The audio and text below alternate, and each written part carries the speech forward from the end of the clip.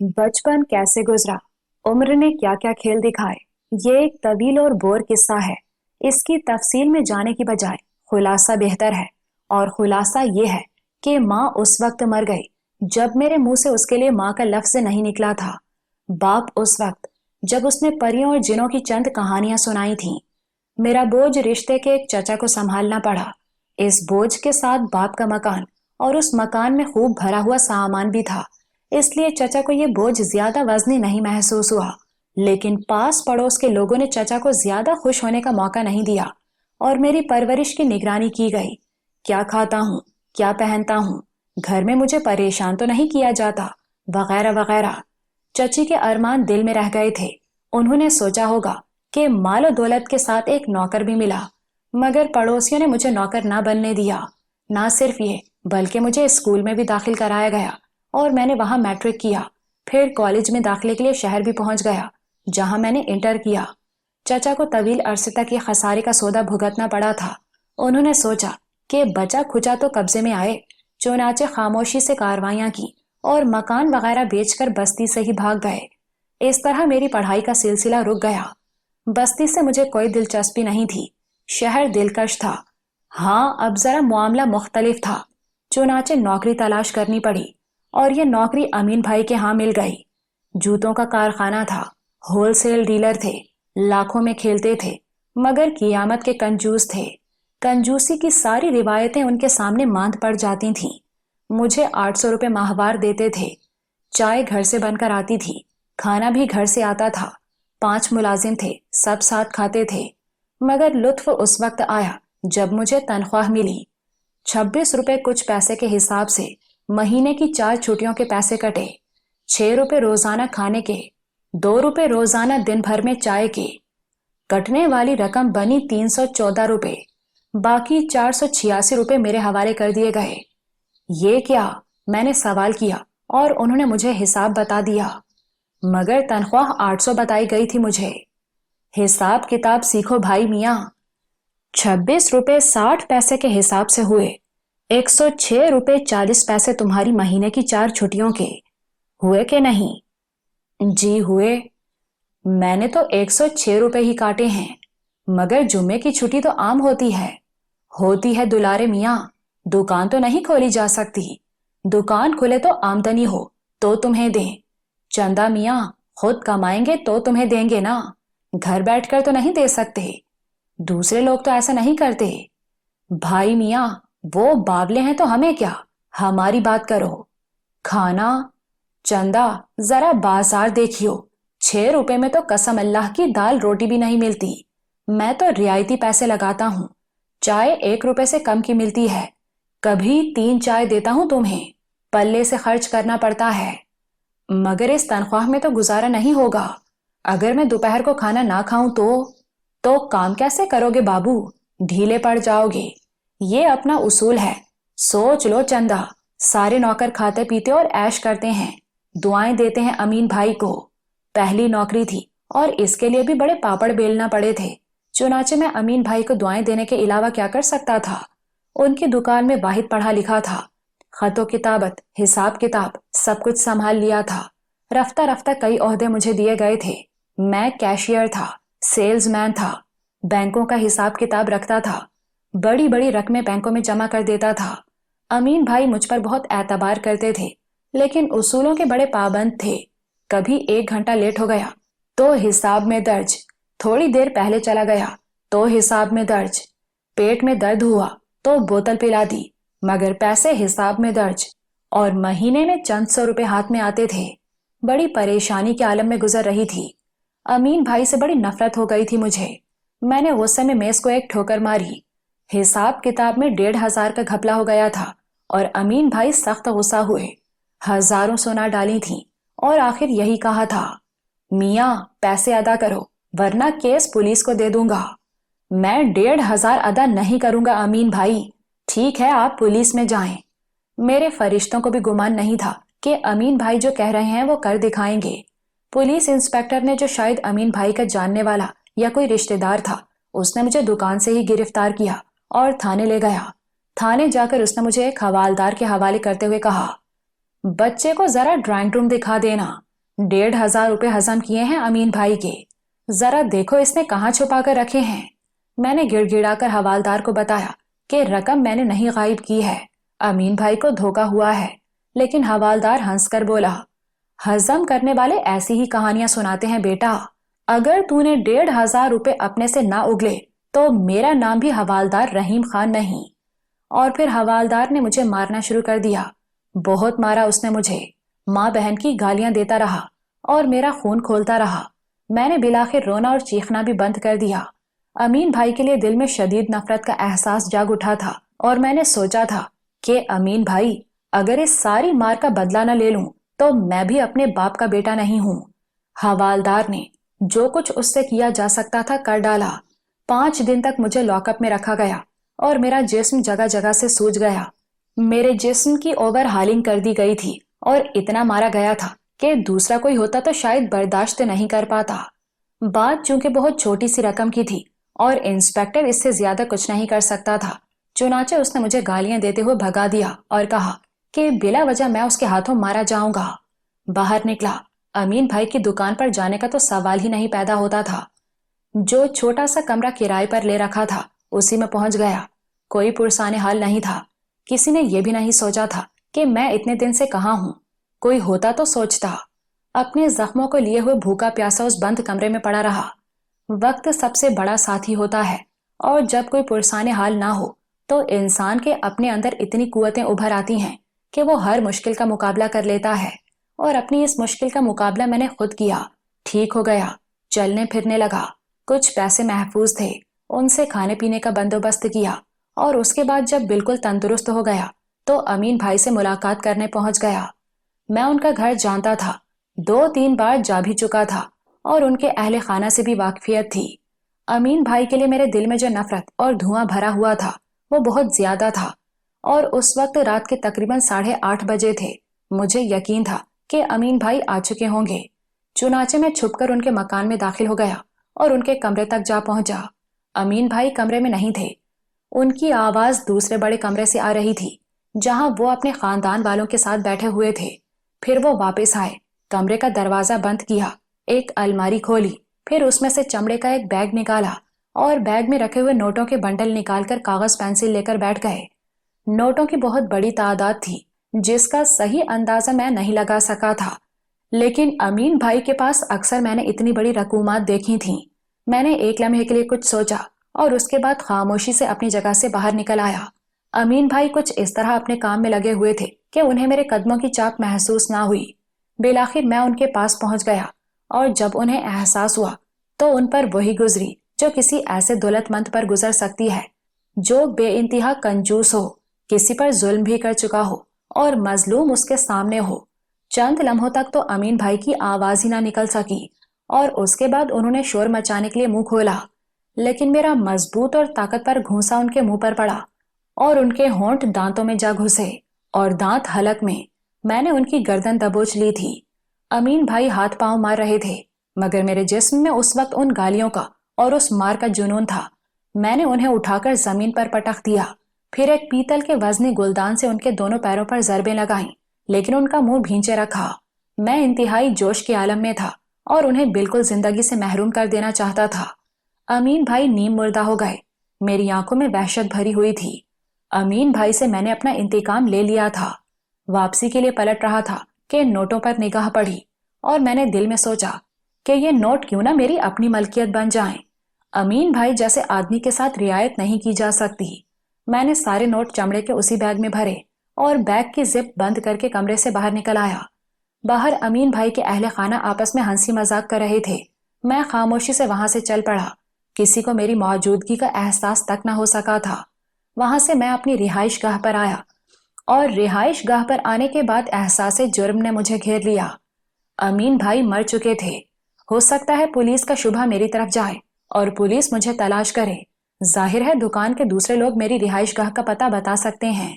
ये रिहाइश गाह इस वक्त खतरनाक है, कुछ करना चाहिए। अमीन भाई के साथ रहकर खासी मालूमात हासिल हो चुकी थी, चुनाचे दिल में एक फैसला कर लिया, ये रात तो यहाँ गुजारनी है। दूसरे दिन सुबह को सबसे पहला काम ये करूंगा कि अपने लिए कोई बेहतर रिहाइश गाह तलाश कर लूंगा। तब मेरी तवज्जो नोटों की जानिब गई اور میں نے انہیں گننا شروع کر دیا۔ 8,60,000 روپے تھے۔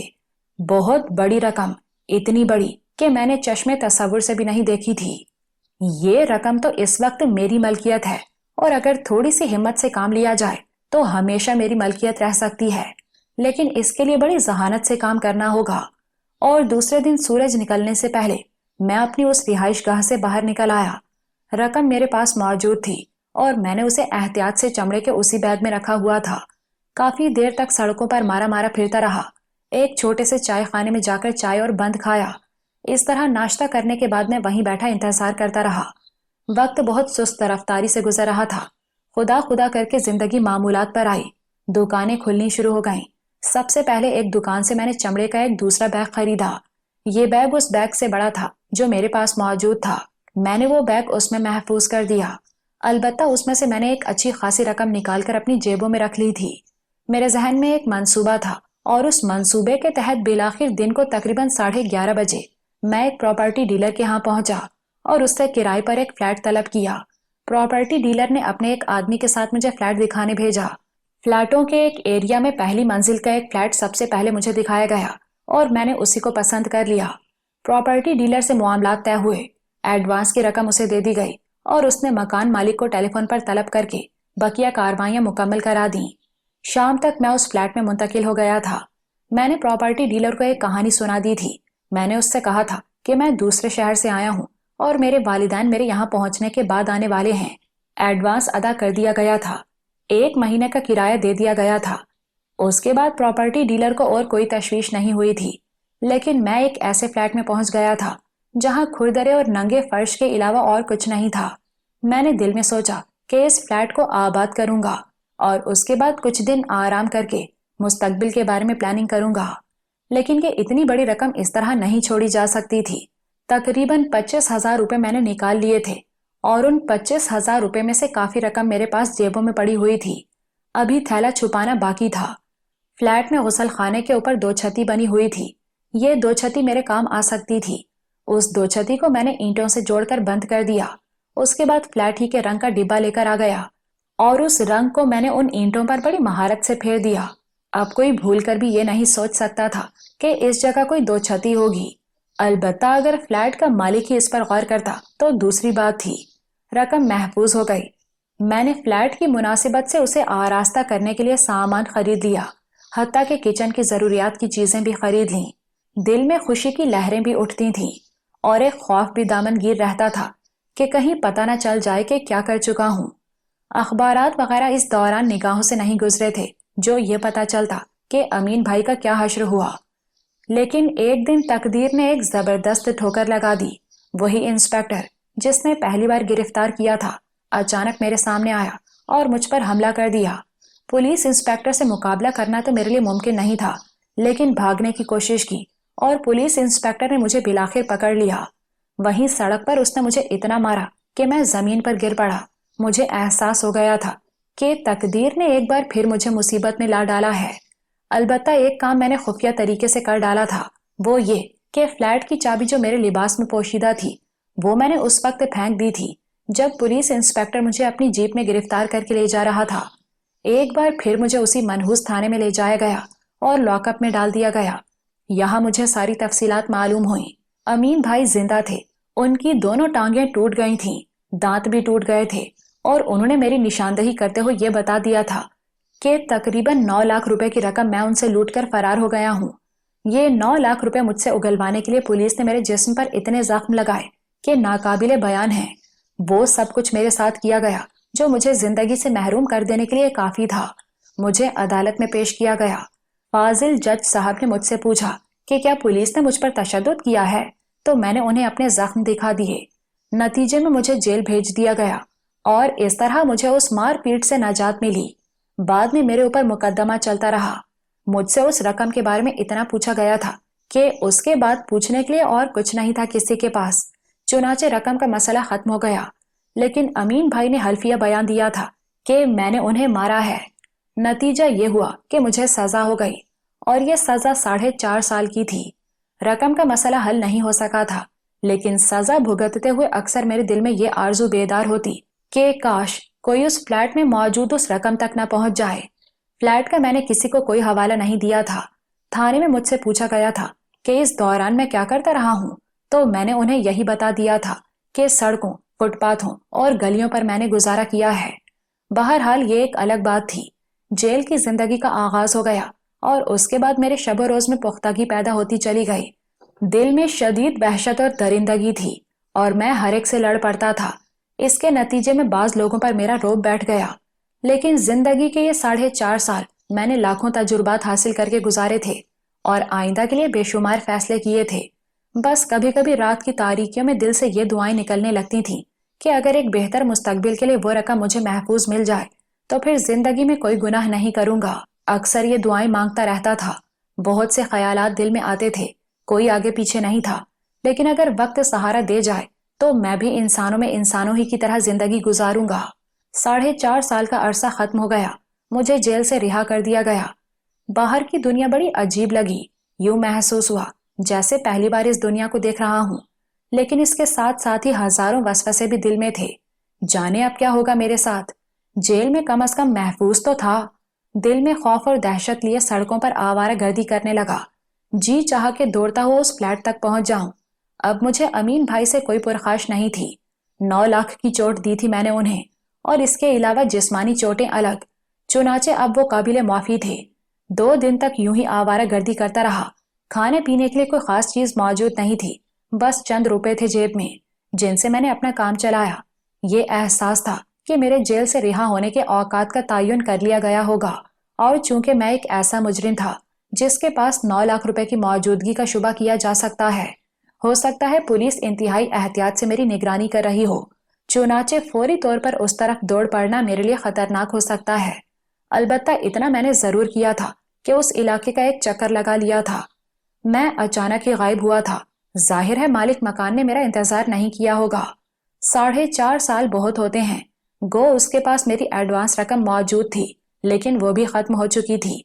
बहरहाल ये सब बात की बातें थीं, मगर पहले ये यकीन कर लेना था कि कोई मुझ पर निगाह तो नहीं रख रहा। मैं रेलवे स्टेशन पर पहुंच गया और वहां सामान उठवाने का काम करने लगा। इस काम में काफी मेहनत करना पड़ती थी, लेकिन अब सोना तपकर कुंदन बन चुका था और मैं दुनिया के नशीबो फराज से अच्छी तरह वाकिफ हो गया था। इस मेहनत की कमाई से पेट भरते हुए लुत्फ भी आता था। इस तरह तकरीबन 15 दिन मैंने गुजार दिए और ये अंदाजा लगाया कि मुझ पर निगाह तो नहीं रखी जा रही। फिर जब ये यकीन हो गया कि ऐसी कोई बात नहीं है तो मैंने अपना काम करने का फैसला कर लिया। सबसे पहले मैं रेलवे स्टेशन से निकलकर न जाने कहां कहां मारा मारा फिरता रहा। कई बसें तब्दील की और उसके बाद बिलाखिर अपने मतलूबा इलाके में पहुंच गया।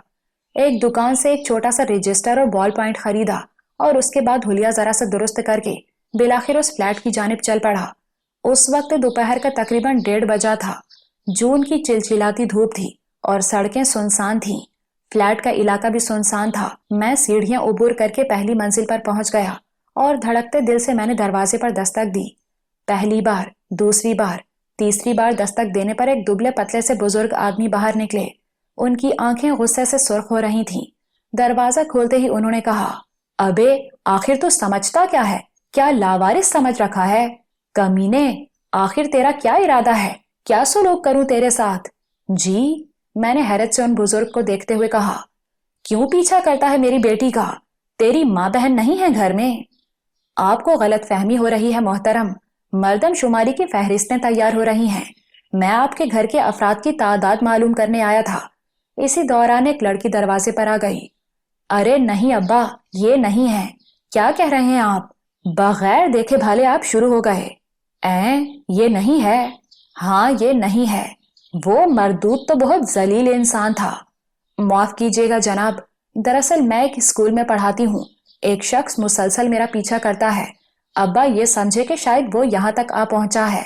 मैंने मध्यम सी मुस्कुराहट के साथ उसे देखते हुए कहा, अच्छी बात है, आप लोगों ने तो मुझे खूब गालियां दे ली। माफ करना बेटे, गलती हो गई। बहरहाल तुम्हें अंदाजा हो गया होगा कि हम भी मजबूर थे। बोलो, हम क्या खिदमत कर सकते हैं तुम्हारी? जी, मैं मर्दम शुमारी कर रहा हूँ। क्या आप ये बताना पसंद करेंगे कि आपके घर में कितने अफराद हैं? मैंने एहतियातन ये सवाल किया। जानना चाहता था कि अगर इस वक्त मैं अंदर दाखिल होना चाहूँ तो मुझे कितने लोगों की मुज़ाहमत का सामना करना पड़ेगा। میاں میں ہوں اور یہ میری بیٹی ہے، ہم دو ہی ہیں۔ میرا نام رحمت بیگ ہے اور میری بیٹی کا نام سلطانہ ہے۔ میں نے رجسٹر میں یہ دونوں نام لکھے اور پھر لجاجت سے بولا، ایک گلاس پانی مل سکے گا؟ باہر شدید دھوپ ہے۔ میں لاتی ہوں، لڑکی نے کہا اور واپسی کے لیے پلٹ گئی۔ بڑے میاں بھی پلٹ کر پیچھے دیکھنے لگے تھے اور اس وقت میں نے ان کی کمر پر ایک زوردار لات رسید کر دی۔ بیچارے بڑے میاں اچھل کر کمرے کے وسط میں جا پڑے تھے۔ میں نے پھرتی سے اندر داخل ہو کر دروازہ بند کر دیا، رجسٹر وغیرہ ایک طرف پھینکا۔ اس دوران بڑے میاں سنبھلنے کی کوشش کر رہے تھے۔ لڑکی کو بھی شاید ان دھماکوں کا احساس ہوا تھا۔ وہ آگے بڑھتے بڑھتے رک گئی اور اس نے خوفزدہ نگاہوں سے مجھے دیکھا تو میں نے سرد لہجے میں کہا، سنو، میں تم دونوں کو کوئی نقصان نہیں پہنچانا چاہتا، لیکن اگر تمہارے منہ سے ذرا سی بھی آواز نکلی تو میری جیب میں پستول موجود ہے، تم دونوں زندہ نہ رہ سکو گے۔ لڑکی کا منہ کھلا اور پھر دہشت سے بند ہو گیا۔ بڑے میاں بھی تھر تھر کانپ رہے تھے۔ میں نے نیچے جھک کر ان کا گریبان پکڑا اور انہیں سیدھا کھڑا کر دیا۔ ایک بار پھر میں تم سے یہ بات کہہ رہا ہوں کہ میں تمہیں کوئی نقصان نہیں پہنچاؤں گا۔ مجھے ایک کام ہے اور اس کی تکمیل کے بعد میں یہاں سے چلا جاؤں گا۔ ہاں، اگر تم لوگوں نے کوئی حرکت کی تو اس کے بعد مجھ سے برا کوئی نہیں ہوگا۔ میں انہیں دھکیلتا ہوا اس کمرے میں لے آیا جو میری امیدوں کا مرکز تھا۔ غسل خانے کی دو چھتی پر نگاہ ڈالی اور میری روح تک مسرور ہو گئی۔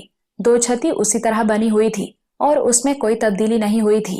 اس کا مطلب تھا کہ کسی کا ذہن اس سمت نہیں گیا تھا کہ دو چھتی اینٹیں لگا کر بند کیوں کی گئی ہے۔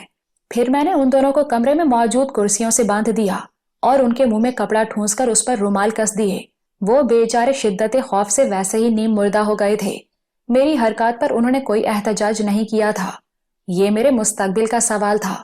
اس کے بعد دو چھتی کو توڑنا میرے لیے مشکل نہ ثابت ہوا۔ بڑے میاں بے چین نگاہوں سے مجھے دیکھ رہے تھے، لیکن چونکہ منہ بند تھا اس لیے کچھ بول نہیں سکتے تھے۔ دو چھتی میں نے اتنا سوراخ کر لیا کہ اندر کا جائزہ لے سکوں۔ میرا وہ بیگ وہاں محفوظ تھا جس میں میرا مستقبل بند تھا۔ میں نے ہاتھ ڈال کر وہ بیگ اندر سے نکال لیا اور اس کا جائزہ لینے لگا۔ نوٹ اس میں موجود تھے۔ میں نے ایک اطمینان بھری سانس لی اور مسکراتی نگاہوں سے ان لوگوں کو دیکھا۔ وہ حیران تھے۔ باہر تو اور اس کے بعد انہیں کوئی تفصیل بتانا ضروری نہ تھا۔ البتہ چلتے ہوئے میں نے آہستہ سے کہا، باہر کسی کو میں یہ اطلاع دے جاؤں گا کہ تم لوگ یہاں بندھے ہوئے ہو۔ ویسے بھی دروازہ کھلا چھوڑ دوں گا، بے فکر رہو، کوئی نہ کوئی تمہیں آزاد کر دے گا۔ بہت بہت شکریہ۔ بیگ سے میں نے چند چھوٹے نوٹ نکال لیے تھے جنہیں میں استعمال کر سکوں۔ ریلوے اسٹیشن پر چونکہ کئی دن سے رہ رہا تھا اس لیے ٹرین کے اوقات بھی معلوم تھے۔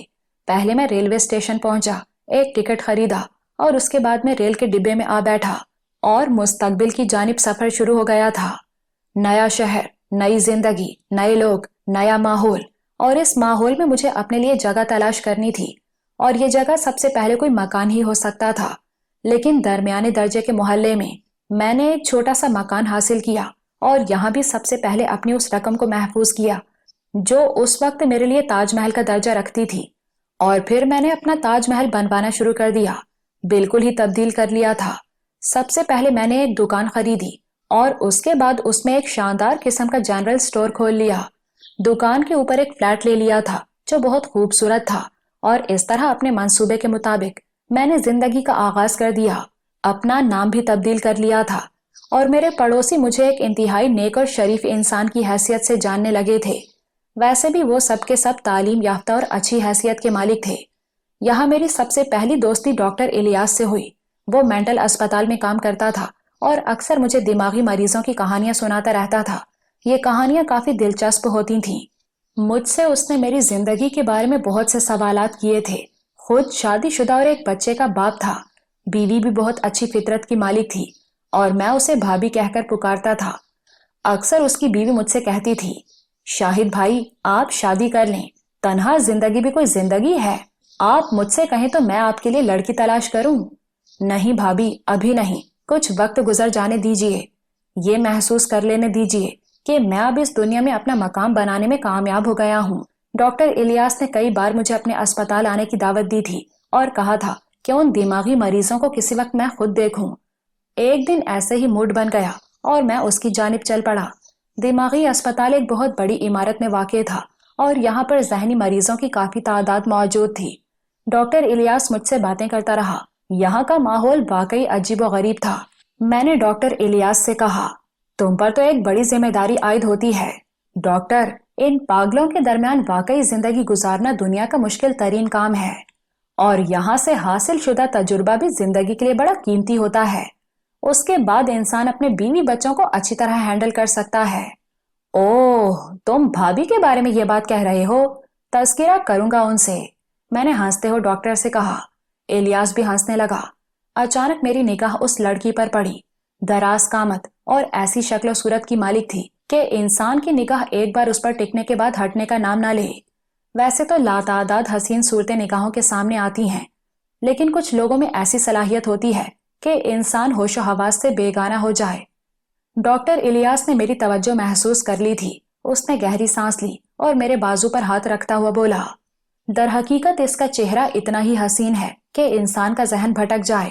میں چونک پڑا اور میں نے شرمندہ نگاہوں سے ڈاکٹر الیاس کو دیکھا اور بولا، سوری ڈاکٹر الیاس۔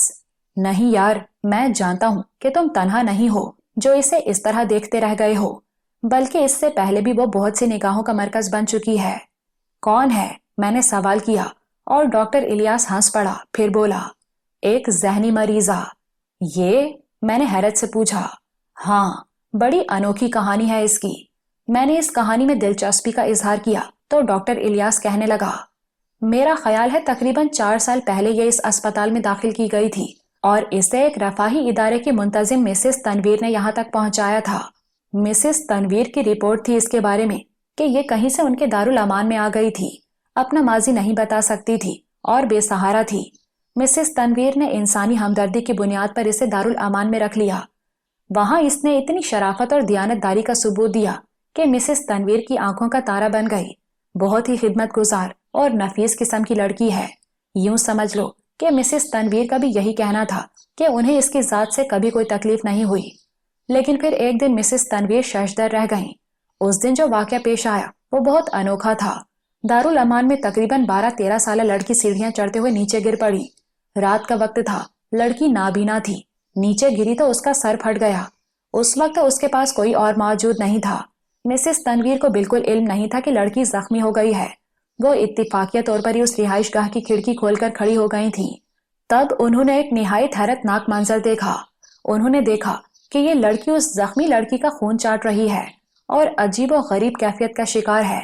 ابتدا میں تو مسز تنویر کو یقین نہ آیا، لیکن پھر وہ دوڑتی ہوئی وہاں پہنچی تو انہوں نے یہ منظر پوری طرح اپنی آنکھوں سے دیکھا۔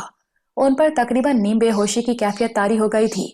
وہ لڑکی زندہ بچ گئی، لیکن یہ کافی دیر تک عجیب و غریب کیفیت کا شکار رہی۔ مسز تنویر بری طرح گھبرا گئی تھیں۔ یوں بھی انہیں اس کا ماضی نہیں معلوم تھا۔ ان کی سمجھ میں نہیں آیا کہ کیا کریں۔ تب انہوں نے ڈاکٹر نکی سے رابطہ کیا۔ ڈاکٹر نکی کا نام شاید آپ نے سنا ہو مسٹر شاہد، وہ بہت بڑے ذہنی امراض کے ماہر تھے۔ ڈاکٹر نکی سے مسز تنویر نے یہ تفصیل بتائی تو ڈاکٹر نکی بھی حیران رہ گئے۔ پھر اس کے بارے میں تفصیل سن کر انہوں نے یہ فیصلہ کیا کہ اس کا ذہنی تجزیہ کریں گے کہ آخر اس جیسی شریف اور نیک نفس لڑکی پر یہ دورہ کیوں پڑا۔ اس طرح یہ ڈاکٹر نکی کے لیے ایک یادگار چیز بن گئی۔ وہ اسے اسپتال لے آئے اور انہوں نے اسے اپنی آبزرویشن میں رکھ لیا۔ ڈاکٹر نکی اس کے ذریعے کوئی بڑا کارنامہ سر انجام دینا چاہتے تھے۔ لڑکی کے مختلف ٹیسٹ کیے گئے۔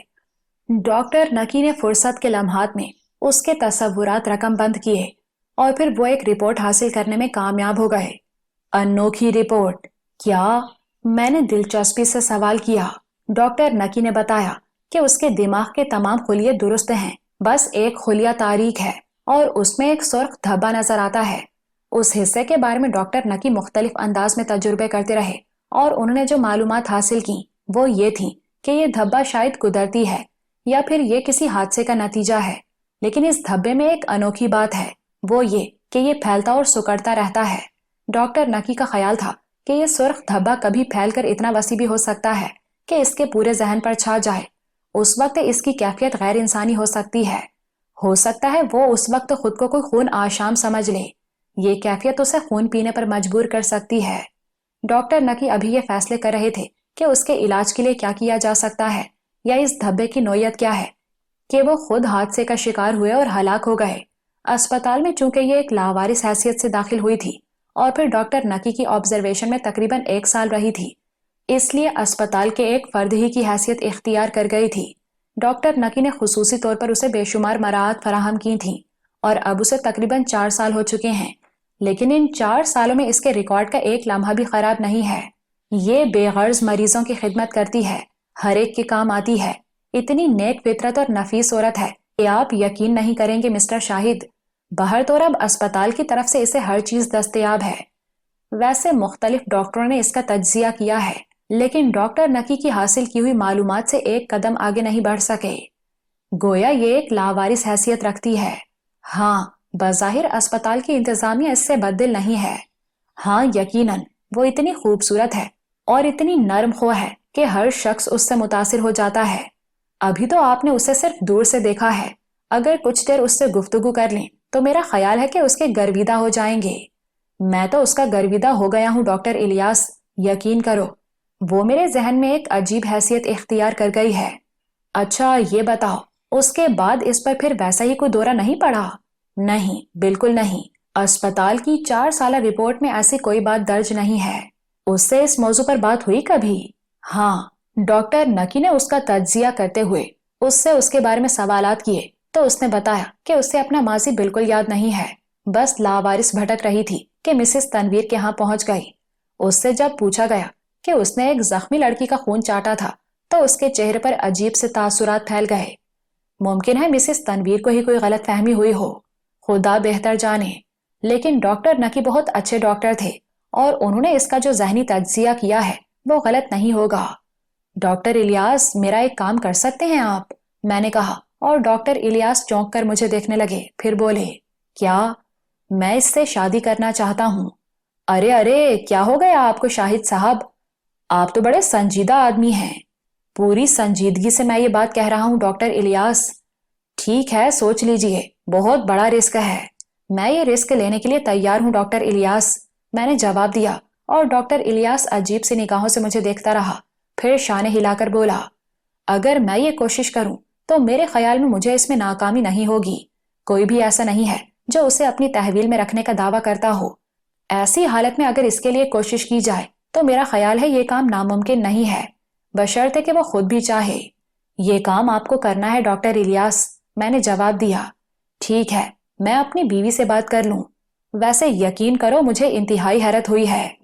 حیرت مجھے بھی تھی، نہ جانے کس طرح وہ لڑکی ایک نگاہ میں میرے ذہن کی گہرائیوں سے اتر کر دل تک پہنچ چکی تھی، اور اس کے بعد ڈاکٹر الیاس اور مسز الیاس کی کوششوں سے یہ مرحلہ طے ہو گیا۔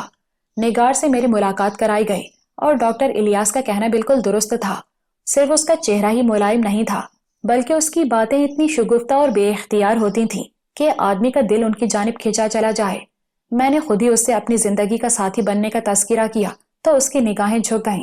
اس نے کسی قدر غمگین لہجے میں کہا، میرے نام کے ساتھ ایک کہانی وابستہ ہے، آپ کو علم ہے اس کا؟ ہاں نگار، مجھے اس کا علم ہے، اور میں نہیں جانتی کہ اس کہانی میں کہاں تک صداقت ہے۔ تمہیں اپنے ماضی کے بارے میں ایک لفظ بھی یاد نہیں آتا؟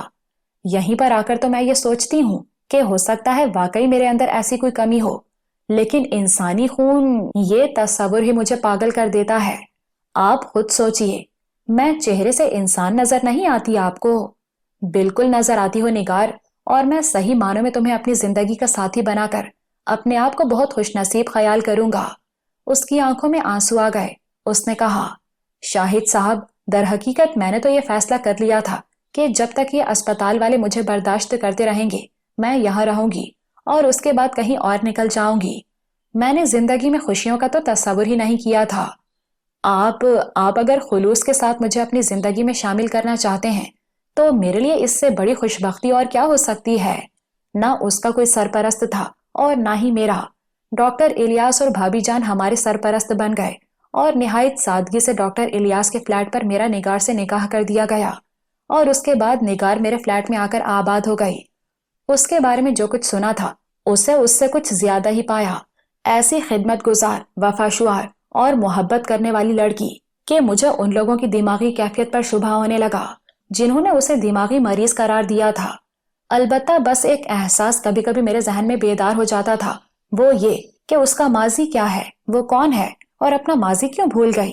اکثر میرے اور اس کے درمیان اس موضوع پر گفتگو بھی ہوئی تھی اور اس نے ٹھنڈی سانسیں بھرتے ہوئے کہا تھا، بہت عجیب لگتا ہے مجھے شاہد، بہت عجیب لگتا ہے جب میں یہ سوچتی ہوں کہ کہیں میرے بھی کوئی عزیز و اقارب نہ ہوں، میرے والدین نہ ہوں، میرے بہن بھائی نہ ہوں، وہ سب مجھے کھو کر افسردہ ہو چکے ہوں گے اور بالآخر میں ان کی زندگی سے نکل گئی ہوں۔ لیکن ایسا کیوں ہوا؟ اور اگر وہ تھے تو انہوں نے مجھے تلاش کیوں نہ کیا؟ انہوں نے یہ کیوں یقین کر لیا کہ میں اب اس کائنات میں نہیں ہوں؟ بعض اوقات جب یہ سب کچھ سوچتی ہوں شاہد، تو میرا دل عجیب سی کیفیتوں کا شکار ہو جاتا ہے۔ لیکن اس دنیا میں میرے جیسے اور بھی لوگ ہوں گے جو اپنی شناخت ہی نہ رکھتے ہوں، جو اپنے آپ میں ایسے گم رہے ہوں کہ انہیں ماضی کا کوئی سرا نہ ملتا ہو۔ کیسے دکھ کی بات ہے شاہد کہ میرا اپنے ماضی سے رابطہ ٹوٹ چکا ہے۔ میرا ماضی کیا تھا؟ کیا ہوا تھا؟ وہ کون سا حادثہ تھا جس نے مجھ سے میری یادداشت چھین لی اور میری زندگی کا ایک طویل عرصہ نگل لیا؟ نہ جانے وہ کون سا لمحہ تھا۔ ایسے موقعوں پر وہ رونے لگتی تھی اور میرے دل میں اس کے لیے بڑا گداز پیدا ہو جاتا تھا۔ میں نے اسے ایک شوہر کا مکمل اعتماد دیا تھا اور اس نے میرے اس اعتماد کو کبھی مجروح نہیں کیا تھا۔ میں اس پر پورا بھروسہ کرتا تھا۔ ہمارے فلیٹوں کے سامنے کچھ اور فلیٹ بنے ہوئے تھے۔ درمیانی فاصلہ زیادہ نہیں تھا، بس ایک سڑک درمیان میں سے گزرتی تھی۔ سامنے والے فلیٹ میں ایک شخص آ کر رہنے لگا۔ عجیب و غریب شکل کا مالک تھا۔ نہ جانے کیوں اس کی شکل دیکھ کر کچھ غصہ سا آتا تھا یا پھر اس کا انداز ہی ایسا تھا۔ بالکنی میں آ کر کھڑا ہوتا تو اسی جانب دیکھتا رہتا۔ کئی بار میں نے اسے چور نگاہوں سے دیکھا تھا۔ وہ ادھر ہی دیکھ رہا ہوتا تھا اور ظاہر ہے اس کے اس سمت دیکھنے کی وجہ کیا ہو سکتی تھی؟ بارہا مجھے غصہ آیا اور ایک بار خصوصی طور پر نگار نے بھی اس کا تذکرہ کیا۔ یہ آدمی کچھ عجیب سا ہے، غالباً تنہا رہتا ہے، کبھی اس کے فلیٹ میں کسی اور کو نہیں دیکھا گیا، لیکن جب بھی دیکھو یہاں کھڑا رہتا ہے۔ ایک آدھ بار میں کسی کام سے نیچے اتری ہوں تو میں نے محسوس کیا ہے کہ یہ خود بھی نیچے اتر آتا ہے۔ میرے دل و دماغ میں غصے کی لہر دوڑ گئی۔ میں نے کہا، تو پھر میں اس سے نمٹ لیتا ہوں۔ نہیں شاہد، بلا وجہ ہم کسی سے جھگڑا کیوں مول لیں؟ میرا کیا بگاڑ لے گا؟ اگر کبھی اس نے کوئی بدتمیزی کرنے کی کوشش کی بھی تو میں اسے خود جواب دے دوں گی۔ لیکن میرے دل میں اس شخص کے لیے نفرت بیدار ہونے لگی۔ میں جو زندگی گزار چکا تھا وہ ایسی نہیں تھی کہ میں کسی سے ہار مان کر خاموش ہو کر بیٹھ جاؤں۔ میں نے خود دیکھا تھا کہ وہ مردود عموماً اسی جانب دیکھتا رہتا ہے اور اس کے چہرے پر جو آثار اس وقت نظر آتے ہیں وہ میرے لیے انتہائی غصہ دلانے والے ہوتے ہیں۔ اسی دوران ڈاکٹر الیاس بھی وہ فلیٹ چھوڑ کر چلا گیا تھا۔ اس نے اپنا مکان بنا لیا تھا۔ ڈاکٹر الیاس اگر یہاں ہوتا تو شاید یہ مسئلہ کسی دوسرے طریقے سے حل ہو جاتا، لیکن ان دنوں وہ میرے ذہن میں بری طرح پک رہا تھا اور میں یہ سوچ رہا تھا کہ کیا طریقہ کار اختیار کیا جائے۔ اس شخص سے ملاقات کروں، اسے اس کی بدتمیزی کے بارے میں بتا دوں، پھر کسی وقت اسے پکڑ کر اس کا دماغ درست کر دوں۔ لیکن بات واقعی رسوائی کی تھی۔ لوگوں کو پتہ چلتا، لوگ کیا کہتے؟ زبان چلانے والوں کی زبان کون پکڑ سکتا ہے؟ نہ جانے کون کس انداز میں سوچتا۔ یہی سوچ کر خون کے گھونٹ پی کر خاموش ہو جاتا تھا۔ لیکن پھر میری زندگی میں وہ منحوس رات آ گئی جس نے میری زندگی کو تہوبالا کر دیا۔ میں کسی کام سے گیا ہوا تھا، اکثر چلا جاتا تھا اور ان لمحات میں نگار گھر میں اکیلی ہوتی تھی۔ اس نے ایک دو جگہ تعلقات بھی پیدا کر لیے تھے اور اکثر عورتیں بھی ہمارے گھر آتی جاتی تھیں۔ رات کو تقریباً 11:15 بجے جب میں گھر کے دروازے پر پہنچا تو خلاف معمول میں نے دروازہ کھلا ہوا پایا۔ میں حیران سے کھلے دروازے سے اندر داخل ہو گیا۔ اندر روشنی تھی اور سامنے ہی صوفے پر نگار عجیب سے انداز میں پڑی ہوئی نظر آ رہی تھی، لیکن اسے قریب سے دیکھ کر میرا دل اچھل کر حلق میں آ گیا۔ اس کے ہونٹ پر خون جمع ہوا تھا، دائیں رخسار اور دائیں آنکھ کے نیچے گوشت پھٹا ہوا تھا، بائیں رخسار پر بھی ایک عجیب سا نشان تھا، آنکھ کے گرد سیاہ ہلکا نظر آ رہا تھا، دائیں پیشانی بھی زخم آلود تھی اور وہ بہت برے حال میں نظر آ رہی تھی۔ میرے حلق سے ایک دلخراش چیخ نکل گئی۔ یہ کیا ہوا نگار؟ یہ کیا ہوا؟ کیا ہو گیا؟ اس نے آنکھیں کھول کر مجھے دیکھا اور پھر اس کی آنکھوں سے آنسو ٹپک پڑے۔ اس کمینے نے، اس کتے نے مجھ پر حملہ کیا تھا شاہد۔ وہ سامنے کے فلیٹ والا۔ میرے بدن میں چنگاریاں بھر گئیں اور پھر وہی ہو گیا جسے میں اب تک ٹالتا چلا آ رہا تھا۔ میں نے نگار کو بغور دیکھا اور وہ سسکیاں لینے لگی۔ میں نے اس کے بال درست کیے اور اسے بازو سے پکڑ کر کھڑا کر دیا اور بولا، آؤ نگار، ہمت کرو، آؤ میرے ساتھ چلو۔ دیکھو منہ سے آواز نہ نکالنا، جو کچھ میں کروں مجھے خاموشی سے کرتے رہنے دینا نگار، ورنہ میں خودکشی کر لوں گا۔ کیا کرو گے شاہد؟ تم کیا کرو گے؟ ایک منٹ رکو، میں نے کہا और खामोशी से अंदर दाखिल हो गया। बावर्ची खाने से मैंने एक तेज धार की छुरी निकाली और उसे अपने लिबास में पोशीदा कर लिया। आज फिर मेरे जहन में अमीन भाई आ गए थे। मैंने उनके साथ जो कुछ किया था, उसके बाद जो जिंदगी मैंने गुजारी थी, वो एकदम से मुझ पर दोबारा मुसल्लत हो गई थी। मैं उस कमीने बदबख्त को जिंदा नहीं छोड़ूंगा। मैंने निगार का हुलिया देखा और फिर उसका बाजू पकड़कर आहिस्ता से दरवाजे की जानिब बढ़ गया। जूता जूता तो पहन लूं, उसने कहा और मैंने उसे जूता पहनने की इजाजत दे दी। मैंने उससे मजीद कोई सवाल नहीं किया था। चारों तरफ खामोशी और सन्नाटे का राज था। मैं सामने वाली बिल्डिंग के दरवाजे से अंदर दाखिल हुआ और उस फ्लैट के सामने पहुंच गया जिसमें वो रहता था। दरवाजा बंद था। मैंने आहिस्ता से उस पर दस्तक दी और चंद ही लम्हात के बाद अंदर रोशनी हुई और दरवाजा खुल गया। दरवाजा खोलने वाले को मैंने एक लम्हा भी संभालने का मौका नहीं दिया। मेरी लात उसके पेट पर पड़ी और उसके हलक से एक आवाज निकल गई। मैंने उसे बखूबी पहचान लिया था। वही शख्स था। निगार भी मेरे साथ अंदर दाखिल हो गई और मैंने दफतनी उस पर हमला करके उसके दोनों हाथ अपनी गिरफ्त में लेकर पीछे की जानिब मोड़ दिए। वो हरकत करने के काबिल नहीं रहा था। तकलीफ की शिद्दत से उसके हलक से कराहें निकल रही थीं। फिर उसने खौफजदा लहजे में पूछा, ये सब क्या है? मैं पूछता हूँ, ये सब क्या है? तुम तो मगर मैंने उसे जुमला पूरा करने का मौका ही नहीं दिया। अचानक ही मैंने उसके दोनों हाथों को एक जानिब घुमाया और जैसे ही उसका चेहरा मेरे सामने आया, मेरा एक जोरदार घूंसा उसके जबड़े पर पड़ा। जबड़े की हड्डी चटकने की आवाज साफ सुनाई दी थी और उस शख्स के मुंह से खौफनाक आवाज निकली थी। उसका मुंह खून में डूब गया था। मैं पूछता हूँ, मैंने क्या किया है? कुछ बताओ तो सही, मुझे कुछ बताओ तो सही। उसकी आवाज बमुश्किल तमाम निकली। मैंने निगार की जानिब देखा। निगार का चेहरा आग की तरह सुर्ख हो रहा था।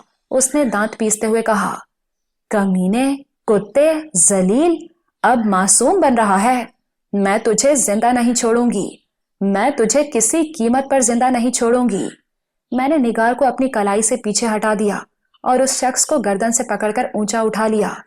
मेरी कुव्वतें इंतहाई हद तक बढ़ गई थीं। मैंने उसे जमीन पर दे मारा और उसके बाद अपने लिबास में छुपा हुआ चाकू निकाल लिया। इसके साथ ही मैंने उसके मुंह पर हाथ जमा दिया था ताकि वो चीख ना सके। मुझ पर खून सवार हो रहा था और दूसरे लम्हे मैंने तेज धार वाला चाकू उसके नरखरे पर फेर दिया। उसका पूरा जिस्म तड़पा और मुझे उसे संभालने में काफी दिक्कत पेश आई।